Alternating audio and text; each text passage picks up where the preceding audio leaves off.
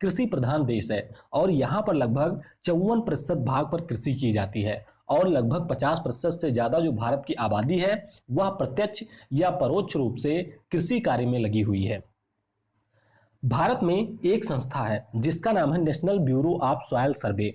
आपको बताना है कि इसका मुख्यालय कहां पर है। आपके लिए यहां पर एक सवाल है और इसने क्या किया कि भारत को कुल मिलाकर के 20 कृषि पारिस्थितिक क्षेत्रों में बांट दिया है। अब कृषि पारिस्थितिक क्षेत्र क्या होते हैं? पारिस्थितिक क्षेत्र के बारे में आपने पढ़ा होगा। इन्होंने बताया है कि कौन से क्षेत्र में किस प्रकार की फसलें उगाई जा सकती हैं। वैसे बहुत सारे वैज्ञानिकों के द्वारा अलग अलग बंटवारा किया गया है भारत में पारिस्थितिक क्षेत्रों का, लेकिन 20 जो सर्वाधिक मान्य है इसी के बारे में आपको याद रखना है। और इसके अलावा 60 कृषि पारिस्थितिक उप क्षेत्रों को भी बांटा गया है यहाँ पर। तो कृषि पारिस्थितिक क्षेत्रों की अगर हम बात करते हैं तो यहाँ पर किसी भी स्थान में जैव, वहां की मिट्टी, वहां पे किस प्रकार की जलवायु होती है और वहां पे किस प्रकार की प्राकृतिक भौगोलिक परिस्थितियां होती हैं, मतलब कि वहां पर स्थलाकृतियां किस प्रकार से पाई जाती हैं, इसके ऊपर डिपेंड करता है पारिस्थितिक क्षेत्र। तो यहां से आपको यही याद रखना है कि भारत में 20 कृषि पारिस्थितिक क्षेत्र पाए जाते हैं।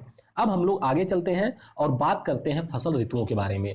तो इसके बारे में आप लोगों ने बचपन में ही पढ़ा होगा कि हमारे यहाँ पर 3 ऋतुएं पाई जाती हैं, खरीफ की, रबी की और जायद की। तो आइए इसको हम लोग देखते हैं। काफी ज्यादा महत्वपूर्ण है, डायरेक्टली यहां से प्रश्न आपसे पूछे जाते हैं। तो पहली हमारी है खरीफ ऋतु या खरीफ की फसलें, उसके बाद में अगली हमारी है रबी की फसलें और नेक्स्ट हमारा है जायद की फसलें। इनके बारे में आपको केवल इतना याद रखना है कि इनका सीजन कब होता है, यानी कि कब बुआई की जाती है, कब कटाई की जाती है और साथ ही साथ इनमें कौन सी फसलें हमारी होती हैं। तो खरीफ की अगर हम बात करते हैं तो यहां पर बुआई होता है जून और जुलाई में। इसके अलावा कटाई होती है हमारी अक्टूबर और नवंबर में। अब सबसे महत्वपूर्ण आपको याद रखना है जिसे, वह हमारी है फसलें। तो फसलों की अगर हम बात करते हैं तो इसमें आपका आएगा चावल या जिसे हम लोग धान कहते हैं। इसके अलावा ज्वार, बाजरा, मक्का, तिल, मूंगफली, सूरजमुखी, मूंग, उड़द, सोयाबीन, कपास और तंबाकू। तो ये सारी हमारे खरीफ की फसलें हैं और ये शुरू होता है हमारे मानसून काल से। 1 जून को हमारे यहाँ पर मानसून का आगमन होता है और उसी से इस सीजन की शुरुआत हो जाती है। अगली जो हमारी है वह है रबी की फसलें। तो रबी की अगर हम बात करें तो बुआई इसकी होती है अक्टूबर नवंबर में, यानी कि इस समय जो सीजन चल रहा है वह रबी की फसलों का चल रहा है और कटाई इसकी होती है मार्च और अप्रैल में। तो ये आपको याद रखना है अक्टूबर नवंबर में, जहां पर खरीफ की कटाई होती है वहीं पे बुआई होती है रबी की। इसीलिए आपको ये पूरा जो साइकिल है इसको याद रखना है। सबसे पहले खरीफ, फिर रबी और उसके बाद में जायद। तो कटाई होती है, उसके बाद में प्रमुख फसलों की अगर हम बात करते हैं तो इसमें आपको मिलेगा गेहूं, जौ, चना, मटर, सरसों, मसूर, गन्ना, आलू। अब जो लोग ग्रामीण क्षेत्रों के होंगे वह लोग इसको आसानी से रिलेट कर पाए होंगे या रिलेट कर पाते होंगे, क्योंकि वह अपने यहाँ पर देखते हैं कि किस सीजन में कौन सी फसल बोई जाती है, तो इसीलिए आसानी से वह लोग याद भी रख सकते हैं। और नेक्स्ट हमारा है जायद की फसलें। तो बुआई इसकी होती है मार्च में, यानी कि मार्च से लेकर के जुलाई तक पूरा इसका सीजन चलता है और यहाँ पर मुख्य रूप से हमारी शामिल होती हैं सब्जियां। कौन सी? यहाँ पर हमारी सब्जियां होती हैं, जैसे कि हम बात करें तरबूजा की, खरबूज हमारे होता है, जो ककड़ी होती है, खीरा होती है, भिंडी होती है। तो ये जो सारी चीजें होती हैं ये हमारी शायद शामिल होती हैं जायद की फसलों के अंतर्गत। तो यहां पर आपने देखा फसल ऋतुओं के बारे में। अब हम लोग आगे चलते हैं और बात करते हैं आगे फसलों के प्रकार के बारे में। जैसे कि आपने सुना होगा खाद्यान्न फसलें, दलहन की फसलें, तिलहन की फसलें, इसके अलावा हमारे कैश क्रॉप्स जो होते हैं। तो आइए इनको भी हम लोग थोड़ा सा जान लेते हैं। सबसे पहले हमारा होता है खाद्यान्न फसलें, उसके बाद में हम बात करेंगे दलहन के बारे में, फिर हम लोग बात करेंगे यहाँ पर नकदी फसलों के बारे में और बात करेंगे तिलहन के बारे में। तो इस वीडियो में हम खाद्यान्न फसलों के ऊपर फोकस करेंगे। जो हमारा अगला वीडियो होगा उसमें हम लोग बात करेंगे दलहन, तिलहन और नकदी फसलों के बारे में। तो खाद्यान्न फसलों की बात करें तो मुख्य रूप से इनका उत्पादन किया जाता है खाने हेतु। किसके लिए? खाने हेतु इनका उत्पादन किया जाता है। और फसलों की बात करें तो इसमें आपको मिलेगा गेहूं, चावल, जौ, बाजरा, ये सारी चीजें आपको मिलेंगी खाद्यान्न फसलों के अंतर्गत। दलहन की बात करें तो जाहिर सी बात है दलहन मतलब दाल की फसलें। तो इसमें हमारी दालें शामिल होती हैं, जैसे कि अरहर, चना, मटर, उड़द और मूंग। तिलहन की अगर हम बात करते हैं नकदी की, तो इनका जो उत्पादन होता है यह मुख्य रूप से व्यापारिक उद्देश्य से किया जाता है। जैसे कि अगर हम बात करते हैं गन्ना की, कपास की, जूट की, तंबाकू की, चाय की। तो ये सारी फसलें हमारी उगाई जाती हैं और बाद में इनको ले जाकर मार्केट में बेचा जाता है। तो इसीलिए इन्हें हम व्यापारिक लाभ के उद्देश्य से उगाई जाने वाली फसलों की श्रेणी में रखते हैं। और सबसे लास्ट हमारा है तिलहन। तो तिलहन के अंतर्गत हमारी तेल की फसलें आती हैं, यानी कि ऐसी फसलें जिनसे हमें तेल की प्राप्ति होती है। और ये हमारे यहाँ सरसों, सूरजमुखी, तिल, अलसी, सोयाबीन, अरंडी, बिनौला, ये सारी हमारी आती हैं तिलहन के अंतर्गत। तो इनके बारे में हम लोग डिटेल आगे की वीडियो में जानेंगे। खाद्यान्न फसलों के अंतर्गत जो मुख्य दो फसलें हैं, एक हमारी गेहूं और एक हमारा है चावल। इसके बारे में आइए यहाँ पर डिस्कस करते हैं। तो सबसे पहले गेहूं की बात करते हैं। गेहूं की बात करें तो जो इसका कुल है, यानी कि जिस समुदाय से ये आता है, उसे हम लोग कहते हैं ग्रेमनी कुल। ग्रेमनी कुल की यह एक फसल है और मुख्य रूप से गेहूं हमारी एक शीतोष्ण कटिबंधीय फसल है, यानी कि उष्ण कटिबंधीय क्षेत्रों में यह ज्यादा नहीं उगाई जाती है। इससे तात्पर्य यही होता है कि इसे बहुत ज्यादा तापमान की आवश्यकता नहीं होती है। वैज्ञानिक नाम इसका है ट्रिटिकम सटाइकम। तो ये भी आप याद रखिएगा कि ट्रिटिकम सटाइकम इसका वैज्ञानिक नाम है। अब गेहूं की फसल को उगाने के लिए हमें 80 सेंटीमीटर औसत वर्षा की जरूरत होती है, यानी कि 80 सेंटीमीटर की वर्षा में गेहूं की फसल पक करके तैयार हो जाती है। और तापमान की बात करें तो तापमान यहां पर चाहिए 10 से 25 डिग्री सेंटीग्रेड, यानी कि 10 मिनिमम तापमान हो और 25 डिग्री मैक्सिमम तापमान हो। उसके बाद में सबसे महत्वपूर्ण है प्रजातियां। परीक्षाओं में बहुत सारे प्रश्न डायरेक्टली इसी से पूछे जाते हैं कि यह प्रजाति किस फसल की है। तो यहां पर आपको याद रखना है गेहूं की किस्मों के बारे में, जैसे कि सोनालिका हो गई, अर्जुन हो गया, कुंदन हो गया, अमर हो गया, भवानी हो गया, चंद्रिका हो गया, देश रत्न हो गया, कंचन हो गया, गिरजा हो गया, गोमती। तो ये सारी हमारी हैं गेहूं की फसल। आगे आइए हम कुछ और चीजों के बारे में बात करते हैं। जैसे कि गेहूं की फसलों के अंतर्गत हमने बात की यहाँ पर कुछ प्रजातियों के बारे में। कुछ इसकी बौनी प्रजातियां होती हैं। अब बौनी प्रजातियों का विकास किया गया था मुख्य रूप से ज्यादा उत्पादन के लिए। हरित क्रांति के बारे में आपने सुना होगा। जब 1966 से इसकी शुरुआत हुई थी तो उसमें मुख्य रूप से सबसे पहले फोकस किया गया था गेहूं के ऊपर ही। हरित क्रांति के बारे में डिटेल में हम लोग पढ़ेंगे एक वीडियो में। वहां पर जितनी भी क्रांतियां हुई हैं कृषि के क्षेत्र में, उनके बारे में हम लोग डिटेल में जानेंगे। तो आइए बौनी प्रजातियों के बारे में जान लेते हैं। इनमें हमारा है सोनारा 63, सोनारा 64, मेयो 64 और लर्मा रोजो 64A, यस 20, यस 227। अब सारी चीजें आपको यहाँ पर याद करनी आसान नहीं होंगी, तो इसीलिए आप कोशिश करिएगा कि या तो आप इसका स्क्रीनशॉट ले लें या जब पीडीएफ आपको मिलेगी उसका स्क्रीनशॉट ले लीजिएगा। और कोशिश करिएगा कि 4-5 दिन 10 दिन इसको थोड़ा सा रिवाइज करते रहिएगा, जिससे आप अच्छे तरीके से यह समझ सकें कि कौन सी प्रजाति किस फसल की होती है। अब सबसे महत्वपूर्ण चीज, गेहूं के उत्पादन में कौन से देश शीर्ष पे हैं। तो गेहूं के उत्पादन में सबसे पहले स्थान पे है चीन। हमारा जो पड़ोसी देश है उत्तर में, चीन सबसे पहले स्थान पे है और भारत इसमें दूसरे स्थान पे है। भारत में राज्यों की श्रेणी में बात करें तो उत्तर प्रदेश में सर्वाधिक उत्पादन होता है, उसके बाद में है मध्य प्रदेश, फिर हमारा है हरियाणा और फिर हमारा है पंजाब। अब यहाँ पर आपके मन में हो सकता है कुछ कंफ्यूजन हो, तो मैं आपको बता दूं कि ये जो मेरे पास डाटा है यह 2015-16 का है और जो मेरे पास सोर्स है वह इंडिया टुडे की वेबसाइट है, वहां से मैंने इस डाटा को कलेक्ट किया है। तो हो सकता है थोड़ा आपको किसी अन्य साइट पर कुछ अलग थलग मिले, तो मैं आपको यहाँ पर बता देना चाहता हूँ कि 2015-16 का यह डेटा है और यह मैंने लिया है इंडिया टुडे की वेबसाइट से। सर्वाधिक उत्पादन में हमने बात कर ली राज्यों के बारे में। अब सबसे ज्यादा उत्पादकता, यहां पर आप लोग देखेंगे दो टर्म आपको देखने को मिलेंगे, एक तो हमारा है उत्पादन और एक हमारा है उत्पादकता। उत्पादन हमारा फोकस करता है क्वांटिटी पर और उत्पादकता हमारा फोकस करता है क्वालिटी पर। यानी कि सर्वाधिक उत्पादकता का मतलब होता है पंजाब में कि अगर आप पंजाब में 1 हेक्टेयर में गेहूं की फसल बोएंगे तो यहां पर सर्वाधिक आपको मिलेगा। मान लीजिए 1 हेक्टेयर में 50 कुंटल मिल रहा है, तो ये आपको मिलेगा, भारत के किसी अन्य राज्य में नहीं मिलेगा, यह आपको मिलेगा पंजाब में। और उत्पादन की बात करें तो ये सर्वाधिक कहां पर है, उत्तर प्रदेश में। तो यहां पर आपको कंफ्यूजन नहीं होना चाहिए। सर्वाधिक क्षेत्रफल कहां पर है, यानी कि सबसे ज्यादा स्थान पर गेहूं बोया कहां पर जाता है, तो ये भी हमारा है उत्तर प्रदेश में। तो यहां तक हमने बात कर ली गेहूं की फसलों के बारे में। तो आपको जितनी भी चीजें ये बताई गई हैं सारी चीजें याद होनी चाहिए। केवल मैंने उन्हीं चीजों को शामिल किया है जिनसे आपकी परीक्षा में प्रश्न पूछे जाते हैं। गेहूं के बाद में अब हम लोग बात करेंगे धान की फसल के बारे में। तो आइए समझते हैं धान की फसल के बारे में। धान मुख्य रूप से एक हमारा उष्णकटिबंधीय पौधा है। कौन सा पौधा है, उष्णकटिबंधीय पौधा है, यानी कि जहां पर तापमान अधिक होता है उन स्थानों पर धान की खेती की जाती है। कुल इसका कौन सा है? ग्रेमनी कुल। जैसा कि मैंने आपको बताया था, धान भी हमारा ग्रेमनी कुल का है और गेहूं भी है, साथ ही साथ गन्ना भी हमारा ग्रेमनी कुल का ही पौधा है। वैज्ञानिक नाम इसका है ओराइजा सटाइवा। क्या नाम है? ओराइजा सटाइवा इसका वैज्ञानिक नाम है। और तापमान जिसकी आवश्यकता होती है धान की फसल के लिए वह है 24 डिग्री सेंटीग्रेड। 24 डिग्री सेंटीग्रेड तापमान की आवश्यकता होती है। और इसके अलावा जो औसत वार्षिक वर्षा होनी चाहिए वह 150 सेंटीमीटर वर्षा की भी आवश्यकता होती है धान को। तो आप कह सकते हैं कि जो हमारा धान है वह उच्च तापमान और उच्च वर्षा वाले क्षेत्रों में उगाया जाता है, इसीलिए ये हमारा उष्णकटिबंधीय एक पौधा है। अब हम लोग कुछ प्रजातियों के बारे में आइए जान लेते हैं, जैसे कि जमुना, करुणा, जया, कांची, कृष्णा, कावेरी, हंसा, विजय, पद्मा, अन्नपूर्णा, बाला, जगन्नाथ और रत्ना। तो ये सारी हमारी हैं प्रजातियां किसकी? धान की।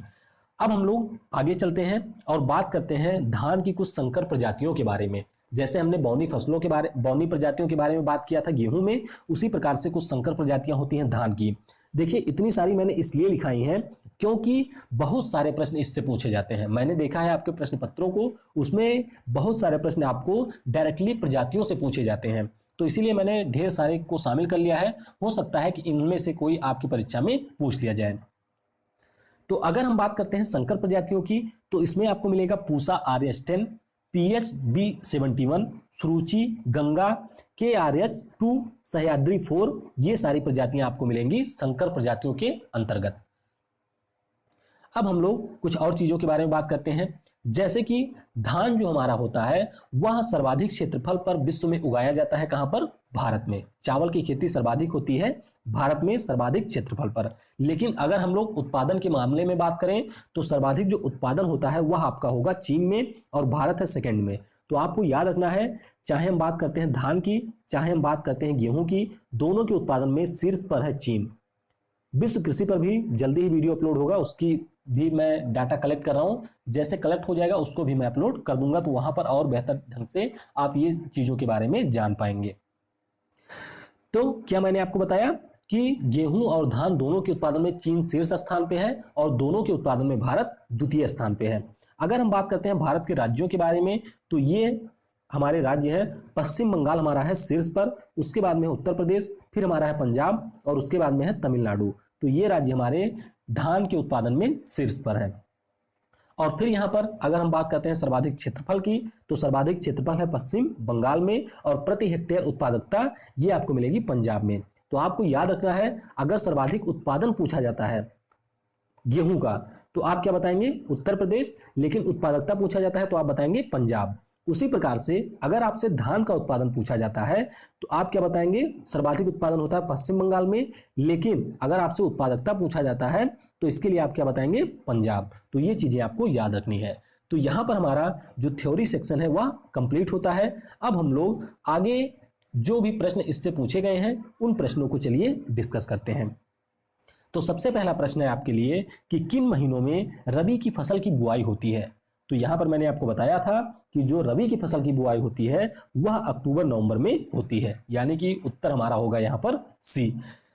देखिए मैंने किसी प्रश्न के आगे यह तो नहीं लिखा है कि किस परीक्षा में यह पूछा गया है, लेकिन आप ये बात याद रखिएगा कि ये सारे प्रश्न पहले की परीक्षाओं में पूछे गए हैं, यानी कि आपके लिए काफी ज्यादा महत्वपूर्ण है। तो प्रसाद का वितरण अब यहां से प्रारंभ हो गया है और आपको पूरा प्रसाद लेकर के यहां से जाना है।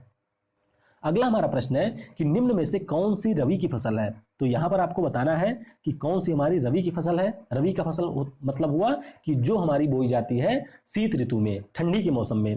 तो जाहिर सी बात है इस समय आप अगर जाएंगे खेतों में कुछ समय बाद, यानी कि 15 से 20 दिनों के बाद, तो वहां पे आपको मिलेगी सरसों की फसल। तो ऑप्शन क्या सही होगा? हमारा डी ऑप्शन यहां पर करेक्ट होगा। अगला प्रश्न है कि निम्न में से कौन सी खरीफ की फसल नहीं है? तो यहां पर आपको बताना है कि खरीफ की फसल यहां पर कौन सी नहीं है। तो मुख्य रूप से मसूर जो हमारी होती है, जो कि आती है दलहन की फसलों में, ये हमारी खरीफ की फसल नहीं है। बाकी धान की बात करें, मक्का की बात करें, मूंगफली की बात करें, तो ये हमारी खरीफ की फसलें होती हैं। अगला प्रश्न है कि निम्न में से कौन सी रबी की फसल नहीं है? तो यहां पर रबी के बारे में आपको बताना है। भिंडी के बारे में मैंने आपको बताया था जायद का है। अगर हम बात करते हैं गाजर की तो ये आपको इसी समय मिलेगा, मूली भी मिलेगा, मटर भी मिलेगा। तो यहाँ पर जो भिंडी हमारी है यह रबी की फसल नहीं है। अगला हमारा प्रश्न है कि इनमें से कौन सी खरीफ की फसल नहीं है। तो यहाँ पर फिर आपके सामने आ गया, तो जाहिर सी बात है धान भी हमारा है, मक्का भी है, ज्वार भी है, लेकिन चना आपको मिलेगा रबी में। इस समय चने की खेती की जाती है, तो इसीलिए ऑप्शन बी हमारा यहाँ पर करेक्ट होगा। अगला प्रश्न है कि यहाँ पर फसलों के आधार पर आपको बेमेल बताना है कि कौन सा इसमें अलग है। तो अगर हम बात करते हैं धान की, ज्वार की, मक्का की, तो ये सारे आपको मिलेंगे खरीफ में, लेकिन गेहूं की बात करें तो ये हमारी है रबी की फसल। तो इसीलिए ऑप्शन डी यहां पर करेक्ट होगा। अगला प्रश्न है कि गेहूं की अच्छी खेती के लिए आवश्यक क्या है। अब इस प्रश्न को आप थोड़ा सा ध्यान से देखिएगा। मैंने आपको बताया था कि गेहूं की खेती के लिए 80 सेंटीमीटर वर्षा की जरूरत होती है, यानी कि ज्यादा वर्षा की जरूरत नहीं होती है। उसी प्रकार से 10 से लेकर के 25 डिग्री तापमान चाहिए। तो यहां पर आप कह सकते हैं कि गेहूं की अच्छी खेती के लिए मध्यम ताप और मध्यम वर्षा की आवश्यकता होती है। ऑप्शन ए हमारा यहां पर करेक्ट होगा। अगला प्रश्न है कि निम्न में से कौन नकदी फसलों में सम्मिलित नहीं है। तो जाहिर सी बात है गेहूं हमारी एक खाद्यान्न फसल है। अगला प्रश्न है कि निम्नलिखित में से किस समूह की फसलें नकदी हैं। तो यहां पर जो आपकी कपास है, गन्ना है, केला है, ये सारी नकदी है। बाकी आप देख लेंगे तो किसी भी समूह में सारी फसलें नकदी नहीं है। तो ऑप्शन सी हमारा यहां पर करेक्ट होगा। अगला प्रश्न है कि निम्न में से कौन सा क्रम 3 बड़े गेहूं उत्पादक राज्यों की दृष्टि में सही है। तो मैंने आपको बताया था कि गेहूं का उत्पादन होता है सर्वाधिक कहां पर, उत्तर प्रदेश में, फिर हमारा है मध्य प्रदेश, उसके बाद में है पंजाब। तो इसीलिए ऑप्शन सी यहां पर करेक्ट होगा। अगला प्रश्न है कि महिसुगंधा किस फसल की प्रजाति है। तो यहां से आपके सामने अब प्रजातियों से संबंधित प्रश्न शुरू हो गए हैं। तो महिसुगंधा की अगर हम बात करते हैं तो ये मुख्य रूप से गेहूं की एक प्रजाति है। अगला हमारा प्रश्न है कि किसके उत्पादन में भारत में उत्तर प्रदेश का प्रथम स्थान है। तो उत्तर प्रदेश का प्रथम स्थान है चावल व गन्ना, गेहूं व गन्ना के उत्पादन में। चावल के उत्पादन में पश्चिम बंगाल है। तो आपको याद रखना है गेहूं और गन्ना के उत्पादन में उत्तर प्रदेश का प्रथम स्थान है। इसके अलावा आलू के उत्पादन में भी इसका प्रथम स्थान है। तो ऑप्शन बी हमारा यहां पर करेक्ट होगा। अगला प्रश्न है कि निम्नलिखित में से गेहूं की कौन सी प्रजाति प्रेरित उत्परिवर्तन द्वारा विकसित की गई थी। तो ये मुख्य रूप से हमारी विकसित की गई थी कब, जब हरित क्रांति का समय था, और इस प्रजाति का नाम है सोनारा 64। तो ऑप्शन बी हमारा यहां पर करेक्ट होगा। अगला प्रश्न है गेहूं के बौनेपन का जीन कौन सा है। तो आपको याद रखना है कि जो बौनेपन का जीन होता है गेहूं में, उसका नाम है नोरिन 10। यहां पर जो नोरिन 10 है ये गेहूं के बौनेपन का बीज है। जो डीजे जेन है ये हमारे चावल के बौनेपन का बीज वो है। और ओपेक 2 की बात करें तो ये मक्का का है। तो ये तीनों आपको याद रखने हैं, कहीं भी किसी से पूछा जा सकता है। हालांकि उस बार परीक्षा में गेहूं के बारे में पूछा गया था, लेकिन आपसे इनके बारे में भी पूछा जा सकता है। तो ऑप्शन ए हमारा यहां पर करेक्ट होगा। अगला प्रश्न है कि मैक्रोनी गेहूं जो होती है सबसे उपयुक्त किन परिस्थितियों के लिए होती है। तो मैक्रोनी जो गेहूं होती है ये हमारी उन स्थानों पर उगाई जाती है जहां पर सिंचाई की पर्याप्त सुविधा उपलब्ध नहीं होती है, यानी कि शुष्क क्षेत्रों में ये उगाई जाती है। तो ऑप्शन सी हमारा यहां पर करेक्ट होगा। अगला प्रश्न है कि राज 3077 एक प्रजाति है। राज 3077 के बारे में आपको बताना है कि यह किसकी प्रजाति है। तो यह हमारी है गेहूं की एक प्रजाति। अगला हमारा प्रश्न है कि पूसा सिंधु गंगा एक प्रजाति है किसकी। तो पूसा सिंधु गंगा भी हमारे गेहूं की ही प्रजाति है। अगला प्रश्न है कि निम्नलिखित में से गेहूं की फसल का रोग कौन सा है। तो यहाँ पे जो रस्ट होता है ये हमारे गेहूं की फसल का एक रोग होता है। मुख्य रूप से अब फसलों में जो रोग लगते हैं इनके बारे में हम लोग बात करेंगे बॉटनी के अंतर्गत, यानी कि जब हम वनस्पति विज्ञान के बारे में जानेंगे तो वहां पर किसमें कौन सा प्रोटीन पाया जाता है, ये सारी चीजें हम वहां भी डिस्कस करेंगे। इसीलिए मैंने आपसे कहा था कि जो भारतीय कृषि होती है इसको हम लोग भूगोल में पढ़ते ही हैं, साथ ही साथ अर्थव्यवस्था में भी इसको आप पढ़ सकते हैं, यानी कि इकोनॉमिक्स में, और आप इसको जनरल साइंस में भी पढ़ते हैं। अगला हमारा प्रश्न है कि ट्रिटिकेल निम्न में से किन दो के मध्य का संकर है। तो ट्रिटिकेल की बात करें तो ये मुख्य रूप से संकर है गेहूं और राई के बीच में। किसके? गेहूं और राई के बीच में। अगला हमारा प्रश्न है कि धान की उत्पत्ति कहां हुई थी। तो आपको ये याद रखना है कि जो हमारा दक्षिण पूर्वी एशिया है, जहां पर हमारे आसियान कंट्री है, कंबोडिया, लाओस, वियतनाम, इन सब देशों की बात करें तो यहीं पर हमारे धान की उत्पत्ति हुई थी, यानी कि दक्षिण पूर्व एशिया में। अगला प्रश्न है कि चावल के लिए आदर्श जलवायु परिस्थिति कौन सी है। तो चावल के लिए आदर्श जलवायु परिस्थिति होती है कि वहां पर 100 सेंटीमीटर से ज्यादा वर्षा हो। मैंने आपको बताया था 150 सेंटीमीटर वर्षा, तो 100 सेंटीमीटर से ऊपर में 150 आ गया, और 25 सेंटीमीटर से ऊपर 25 डिग्री सेंटीग्रेड से ऊपर तापमान चाहिए चावल की फसल के अच्छी उत्पादन के लिए। तो ऑप्शन ए हमारा यहाँ पर करेक्ट होगा। अगला हमारा प्रश्न है कि निम्नलिखित में से कौन सी एक खरीफ की फसल है। यहां पर आपको बताना है कि खरीफ की फसल इनमें से कौन सी है। तो यहां पर जो हमारा सोयाबीन है ये खरीफ की फसल है। बाकी अगर हम बात करते हैं मसूर, अलसी, सरसों की, तो ये हमारे सारे रबी की फसलें हैं। अगला प्रश्न है कि इनमें से कौन से खरीफ की फसल नहीं है। तो जाहिर सी बात है खरीफ की फसल में हमारी सरसों नहीं होगी क्योंकि ये किसकी है, रबी की फसल। तो ऑप्शन डी यहां पर करेक्ट होगा। अगला प्रश्न है कि निम्नलिखित में से कौन सी खरीफ की फसल नहीं है। पुनः आपसे पूछा जा रहा है, तो चना हमारी जो है वह खरीफ की फसल नहीं है। अगला प्रश्न है कि भारत में प्रमुख खाद्यान्न फसल कौन सी है। तो भारत में जो प्रमुख खाद्यान्न फसल है वो हमारा है गेहूं। कौन सा है, सॉरी, वो हमारा कौन सा है, चावल। ऑप्शन बी हमारा यहाँ पर सही होगा। तो याद रखना है प्रमुख जो खाद्यान्न फसल है वो हमारा है चावल। अगला प्रश्न है कि भारत में किस फसल के अंतर्गत सर्वाधिक क्षेत्रफल है। तो भारत में जो सर्वाधिक क्षेत्रफल है वह चावल का है, यानी कि चावल सबसे ज्यादा स्थानों पर उगाया जाता है। अगला प्रश्न है कि भारत में चावल की खेती के अंतर्गत सर्वाधिक क्षेत्रफल पाया जाता है कहां पर। ये मैंने आपको बताया था, ये पाया जाता है पश्चिम बंगाल में। सॉरी, यहां पर थोड़ा सा डाटा में एरर हो गया है। ये आपको मिलेगा कहां पर, कंफ्यूजन है यहाँ पर, तो आप लोग इसको थोड़ा चेक कर लीजिएगा। चेक करके कमेंट सेक्शन में बताइएगा कि उत्तर प्रदेश या पश्चिम बंगाल। वैसे शायद उत्पादन में तो पश्चिम बंगाल है, लेकिन सबसे ज्यादा क्षेत्र उत्तर प्रदेश में है। अंदर भी मैंने शायद आपको पश्चिम बंगाल ही बताया था। तो आप इसको चेक करके कमेंट में जरूर बताइएगा। मैं उम्मीद करूंगा कि जो लोग यहाँ तक वीडियो में पहुंचे हैं, जाहिर सी बात है आधे लोग लौट गए होंगे रास्ते से ही, लेकिन जो लोग यहाँ पर पहुंचे थे वो लोग जरूर बताएंगे कि इनमें से कौन सा सही है, यानी कि सर्वाधिक चावल का क्षेत्रफल उत्तर प्रदेश में है या पश्चिम बंगाल में है।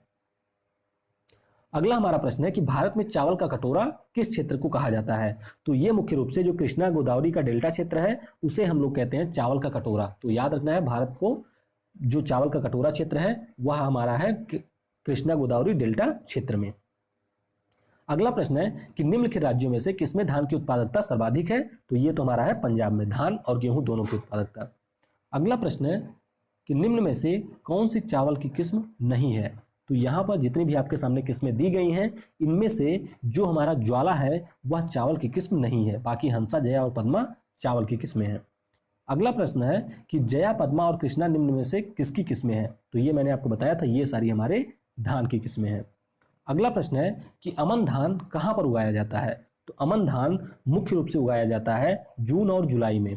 धान की 3 किस्में होती हैं जो अलग अलग समयों में उगाई जाती हैं। कुल मिलाकर के धान हमारे देश में 3 समय में उगाया जाता है और ये हमारा जो अमन है इस प्रजाति को उगाया जाता है जून और जुलाई में। अगला प्रश्न है कि बारानी द्वीप किस फसल की किस्म है। तो ये हमारी है धान की एक किस्म। अगला प्रश्न है कि भारत में कौन सा राज्य चावल में सबसे बड़ा उत्पादक है। तो ये हमारा है पश्चिम बंगाल। और इस वीडियो में 35वां प्रश्न है कि देश में आधे से अधिक उत्पादित चावल जिन 4 राज्यों में प्राप्त होता है वह कौन से हैं। तो यहाँ पर हमारा पश्चिम बंगाल, उत्तर प्रदेश, पंजाब और आंध्र प्रदेश, यानी कि ऑप्शन बी करेक्ट होगा। और इस वीडियो का आखिरी प्रश्न है कि निम्नलिखित में से कौन फसलें जायद में मुख्यतः सिंचित क्षेत्रों में उगाई जाती हैं। जायद की बात की जा रही है, यानी कि आपसे बात की जा रही है मई से लेकर के जुलाई के बीच में। तो उस समय हमारा उगाया जाता है मूंग और उड़द। ये फसलें हमारी उगाई जाती हैं जायद की फसल में, जहां पर सिंचाई की पर्याप्त सुविधा उपलब्ध होती है। तो इस वीडियो में फिलहाल के लिए इतना ही। आपने वीडियो को समय दिया उसके लिए आपको बहुत बहुत धन्यवाद। Thanks for listening. जय हिंद, जय भारत। पढ़ेगा भारत तो बढ़ेगा भारत।